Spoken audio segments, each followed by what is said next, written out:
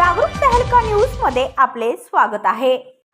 6,500 कुटुंबांना बेघर होऊ देणार नाही, त्यांच्या घरावर कारवाई होऊ देणार नाही।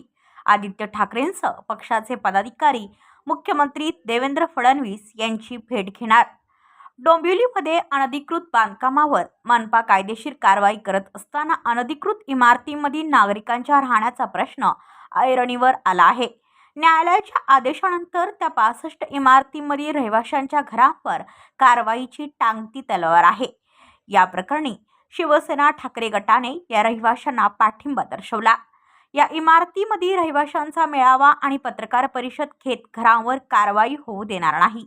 याबाबत आदित्य ठाकरेंसह उद्धव बाळासाहेब ठाकरे पक्षाचे पदाधिकारी मुख्यमंत्री देवेंद्र फडणवीस यांची भेट घेणार आहोत असे सांगितले आहे।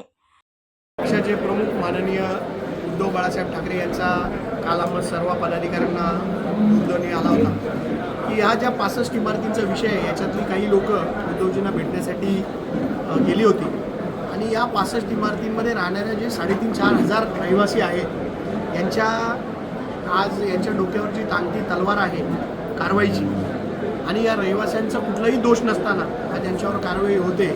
याच्यासाठी उद्धव बाळासाहेब ठाकरे आमच्या पक्षप्रमुखांनी आम्हाला या लोकांच्या पाठीशी खंबीरपणे उभं राहण्यासाठी सांगितलेलं आहे आणि त्याची ही सुरुवात म्हणून आजची पत्रकार परिषद आहे। आम्ही आज सर्व पदाधिकारी पक्षाचे इथे उपस्थित आहे। ज्या लोकांनी यांची फसवणूक केली त्यांच्यावर कोणतीही कारवाई न करता ज्या लोकांची फसवणूक झाली आहे त्या रहिवाशांवर आज कारवाई होते आणि 10वी-12वीच्या परीक्षा सुरू असताना या अशा पद्धतीची कारवाई करावी हे प्रशासनाचं दुर्दैव आहे। याच्यामध्ये प्रशासकीय अधिकारी जे इन्वॉल्ड आहे, ज्यांनी रेराचे खोटे पेपर बनवले त्यांच्यावर कुठलीही कारवाई नाही, ज्यांनी खोटे रजिस्ट्रेशन केले त्यांच्यावर कुठलीही कारवाई नाही। याच्यात इथल्या स्थानिक नेत्यांचा त्यांच्यावरती डोक्यावरती वरदास्ता आहे म्हणून त्यांच्यावर कुठलीही कारवाई केली जात नाही। आज एक रजिस्ट्रेशन करायसाठी 3.5 लाख 2-2 लाख रुपये घेतले जातात। हे खोटे रजिस्ट्रेशन होतात कसे?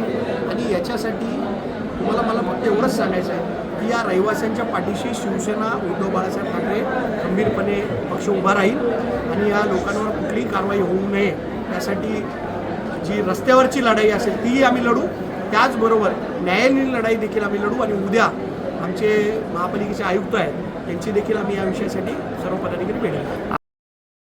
ब्युरो रिपोर्ट डोंबिवली, जागरूक तहलका न्यूज। और भी ताज़ा खबरों के लिए चैनल को सब्सक्राइब कर बेल आइकन